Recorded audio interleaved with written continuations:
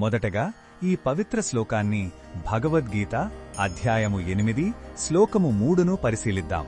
అర్జునుడడిగిన బ్రహ్మం, అధ్యాత్మం, కర్మ అంటే ఏమిటి అనే ప్రాథమిక ప్రశ్నలకు శ్రీకృష్ణుడు ఇక్కడ సమాధానం ఇవ్వటం ప్రారంభిస్తున్నాడు. మొదటగా ఈ పవిత్ర శ్లోకాన్ని భక్తితో విందాం. శ్రీ భగవానువాచ అక్షరం బ్రహ్మ పరమం స్వభావోధ్యాత్మముచ్యతే భూతభావోద్భవకరో విసర్గః కర్మ సంజ్ఞితః. ఈ శ్లోకం అర్థమేమిటంటే భగవంతుడు ఇలా అంటున్నాడు, నాశనం లేని శాశ్వతమైన తత్వమే పరబ్రహ్మం, జీవాత్మ యొక్క సహజ స్వభావమే అధ్యాత్మం. ఇక ప్రాణులు పుట్టి వాటి శరీరాలు ఏర్పడటానికి కారణమయ్యే సృష్టి కార్యాచరణనే కర్మ అంటారు. ఈ శ్లోకంలోని భావం మనకు ఏమి చెబుతుందంటే భగవంతుడు మన ఉనికికి మూలమైన ప్రాథమిక ఆధ్యాత్మిక సూత్రాలను వివరిస్తున్నాడు.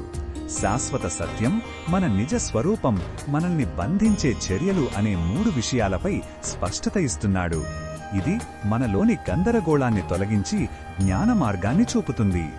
ఈ బోధనను మన దైనందిన జీవితంలో ఇలా ఉపయోగించుకోవచ్చు. మనం ఈ ప్రపంచంలోని మార్పులకు అతీతమైన శాశ్వత ఆత్మస్వరూపులమని గుర్తుంచుకోవాలి. ఇది మనలోని భయాలను, అహంకారాన్ని తగ్గిస్తుంది.